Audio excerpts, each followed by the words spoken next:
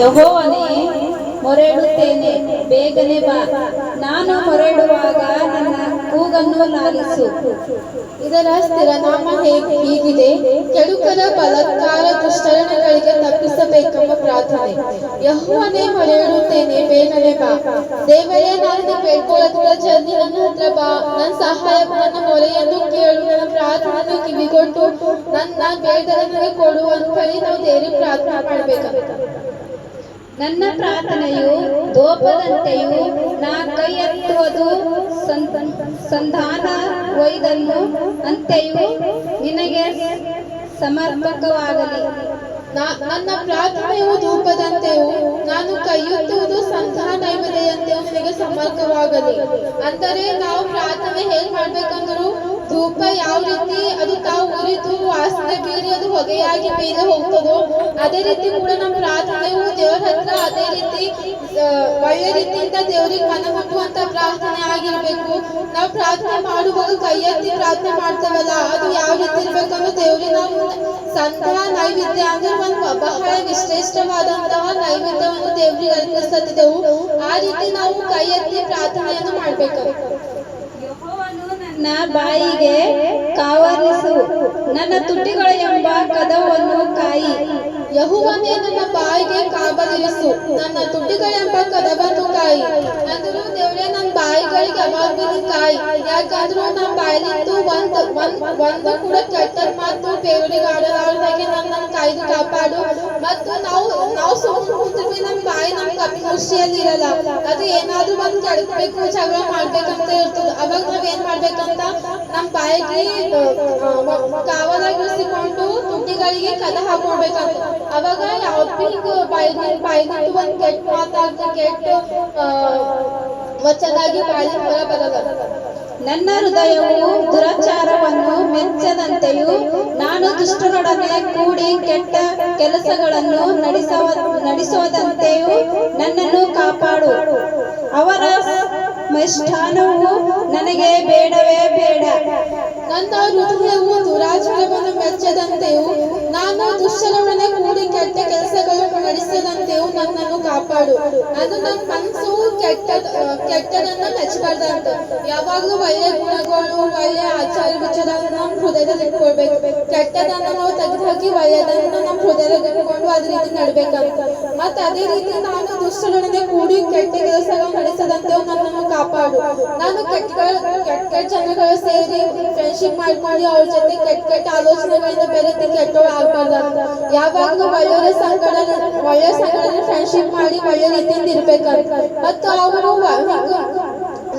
ಅವ್ರ ಜೊತೆ ಸೇರಿ ನಾ ಬಿ ಕೆಟ್ಟ ಆಗ್ಬೇಕಂತ ಹೇಳಿ ನಮ್ಗೆ ಏನೇನೋ ಬುದ್ಧಿ ಕಲಿಸ್ತಾರ. ನೀ ಹಿಂಗ್ ಮಾಡಿ ಚಂದ ಇರ್ತಂತ. ಆದ್ರೂ ಅಷ್ಟಾಗಿ ನಂಗೆ ಬೇಡವೇ ಬೇಡ. ನಂಗೆ ಒಳ್ಳೆ ಸಂಗಡ ಬೇಕನ್ನೋ ದೇವ್ರ ಹತ್ರ ಯಾವಾಗೂ ಪ್ರಾರ್ಥನೆ ಮಾಡ್ಬೇಕು. ಮತ್ತು ಒಳ್ಳೆಯ ಫ್ರೆಂಡ್ಶಿಪ್ ಕಟ್ಬೇಕಂತ. ನೀತಿವಂತರು ನನ್ನನ್ನು ಹೊಡೆಯಲಿ ಎಂದು ನನಗೊಪ್ಪುಕಾರ, ಅವರು ನನ್ನನ್ನು ಶಿಕ್ಷಿಸಲಿ ಎಂದು ನನ್ನ ತಲೆಗೆ ಎಣ್ಣೆದಂತಿದೆ. ನನ್ನ ತಲೆಯು ಅದನ್ನು ಬೇಡುವುದೆಂದಿರಲಿ. ಆದರೂ ದುಷ್ಟರು ಕೆಟ್ಟತನಕ್ಕೆ ವಿರೋಧವಾಗಿ ದೇವರನ್ನೇ ಪ್ರಾರ್ಥಿಸುತ್ತಿರುವರು. ನೀತಿವಂತರು ನನ್ನನ್ನು ಹೊಡೆಯಲಿ, ಅದು ನನಗುಪಕಾರ.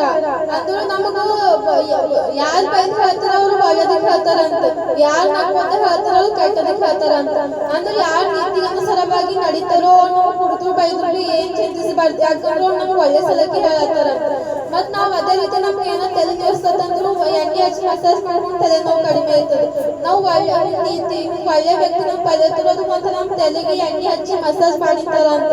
ಅದು ಯಾವತ್ತೂ ನಾವು ಬ್ಯಾಡ್ ಅನ್ಬಾರ್ದಂತ. ಅವ್ರು ಹೇಳ್ತಾರ ನಾವು ಈಗೇನ್ ಹೇಳ್ತಾರೋ ಬೇಗನೆ ಈಗ ಸಾಕಾಗಲ್ಲ ಹಿಂಗೆ ಅನ್ಬಾರ್ದಂತ. ಅವ್ರು ಅಂದ ಮಾತು ನಾವು ಅವ್ರು ಕೆಟ್ಟದಕ್ಕೆ ಹೋಗ್ಬಾರ್ದು, ಕೆಟ್ಟದಕ್ಕೆ ಹೋಗ್ಬಾರ್ದು. ಅವ್ರು ಒಳ್ಳೆದಕ್ಕೆ ಹೋಗೋ ನಾವು ಒಳ್ಳೆದಕ್ಕೆ ಹೋಗ್ಬೇಕಂತ.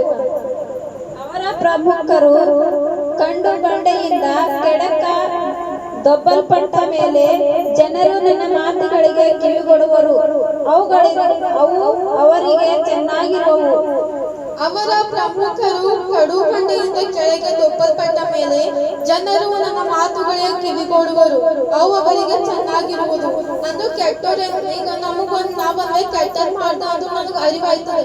ಅರಿವಾದ ತಕ್ಷಣ ಒಳ್ಳೇದ್ ಬೈತಾರೆ ಗೊತ್ತಾ.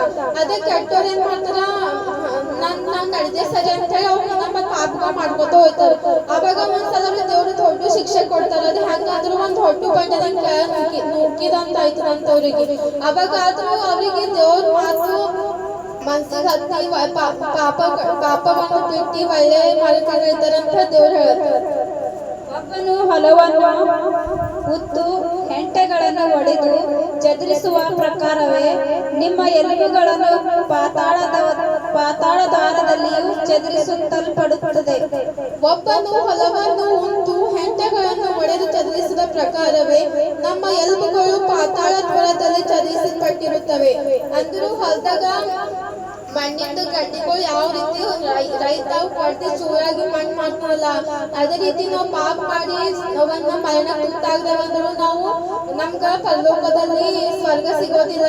ನಾವು ಪಾತಾಳದಾಗ ನಮ್ ಎಲುಬುಗಳೆಲ್ಲ ಚೂರ್ ಚೂರ್ ಮಾಡಿ ನಮ್ಗ ಶಿಕ್ಷೆಯನ್ನ ಕೊಡ್ತಾರ. ಕರ್ತನು ಯೆಹೋವನೇ, ನನ್ನ ದೃಷ್ಟಿಯು ನಿನ್ನಲ್ಲಿದೆ, ನಿನ್ನನ್ನು ಆಶ್ರಯಿಸಿಕೊಂಡಿದ್ದೇನೆ. ನನ್ನ ಪ್ರಾಣವನ್ನು ಮರಣಕ್ಕೆ ಒಪ್ಪಿಸಬೇಡ. ಕರ್ತನೇ ಯೆಹೋವನೇ, ನನ್ನ ದೃಷ್ಟಿ ನಿನ್ನಲ್ಲಿದೆ, ನಿನ್ನನ್ನು ಆಶ್ರಯಿಸಿಕೊಂಡಿದ್ದೇನೆ. ನನ್ನ ಪ್ರಾಣವನ್ನು ಮರಣಕ್ಕೆ ಒಪ್ಪಿಸಬೇಡ. ಅಂದ್ರೂ ದೇವ್ರೆ, ನನ್ ಬಲ್ಲಿ ನಿನ್ ದೃಷ್ಟಿ ಅದಾದಿ ಯಾವಾಗ ನಾವು ಸದಾ ಕಾಯ್ತಾ ಇರ್ತೀವಿ. ನಾನ್ ನಿನ್ನನ್ನೇ ಆಶ್ರಯಿಸಿಕೊಂಡು ಬದುಕ್ತ ನಿನಗೆ ನನ್ನ ಜೀವನವನ್ನೇ ನಾನು ನಿಮಗೆ ಸಮರ್ಪಿಸ್ತಿದ್ದ ಅಂತೇಳಿ ನಂಗೆ ಮರಣಕ್ಕೆ ಹೋಗುವಂತ ಕೆಟ್ಟ ಆಲೋಚನೆ ಕೊಡಬೇಡಪ್ಪ, ನಮ್ಗೆ ಒಳ್ಳೆ ಆಲೋಚನೆ ಕೊಡೋ ಅಂತ ನಾವು ದೇವರಲ್ಲಿ ಯಾವಾಗೂ ಮೊರೆ ಇಟ್ಟು ಕೇಳ್ಕೊಬೇಕು. ಕೆಡಕರು ಒಡೆದೆ ಉರಿಯಲಿನಲ್ಲಿ ಸಿಕ್ಕಿ ಬೀಳದಂತೆ ನನ್ನನ್ನು ಕಾಪಾಡು. ಅವರಿಗುಂಟು ಬೇವಿನ ನನ್ನನ್ನು ತಪ್ಪಿಸು. ದುಷ್ಟರ ತಮ್ಮ ಬಲೆಯಲ್ಲಿ ತಾವು ಬಿದ್ದು ಹೋಗಲಿ, ಆಗಲೇ ನಾನು ತಪ್ಪಿಸಿಕೊಳ್ಳುವೆನು. ಕೆಡುಕರು ಒಡ್ಡಿದ ಉರುಳಿನಲ್ಲಿ ಸಿಕ್ಕಿ ಬೀಳದಂತೆ ನನ್ನನ್ನು ಕಾಪಾಡು. ಅದು ಕೆಟ್ಟರು ಬೀಸಿದ ಬಲೆಗೆ ಬಲಿಯಾಗಲಾರ್ದಾಗೆ ನನ್ನನ್ನು ಕಾಪಾಡು. ಮತ್ತು ಅವರಿಗಿಟ್ಟ ಬೋನಿಗೆ ನನ್ನನ್ನು ತಪ್ಪಿಸು. ಅವ್ರು ಏನೋ ಸಂಚ ಹಾಕತ್ತಿರ್ಬೇಕಾದ್ರೆ ನನ್ನ ತಪ್ಪಿಸು, ನಂಗೆ ಒಳ್ಳೆ ದಾರಿ ಕಡೆ ನಡೆಸು. ಯಾರು ಪಾಪ ಮಾಡ್ತಾರೋ ಅವ್ರು ನಾಶಕ್ಕೆ ಹೋಗ್ತಾರ, ನಮ್ಗೆ ಕೆಡ್ಲಕ್ಕಂತ ಗುಂಡಿ ತೋಡ್ತಾರ, ಬಟ್ ಅವರೇ ಬೀಳ್ತಾರಂತ. ಆಗಲೇ ನಾನು ತಪ್ಪಿಸಿಕೊಳ್ಳುವೆನು. ಅಂದ್ರೆ ನಿನಗೆ ಆಶ್ರಯಿಸಿಕೊಂಡ್ರೆ ಎಂತೂ ಕೂಡ ನಾಶವಾಗದೆ ಒಳ್ಳೆ ರೀತಿಯಲ್ಲಿ ಜೀವಿಸ್ತಿರ್ತಾರ. ದೇವ್ರಿಗೆ ಯಾರು ಮಾಡ್ತಾರೋ ಅವ್ರ ಲೈಫ್ ಸಕ್ಸಸ್ ಕಾಣ್ತಾರ.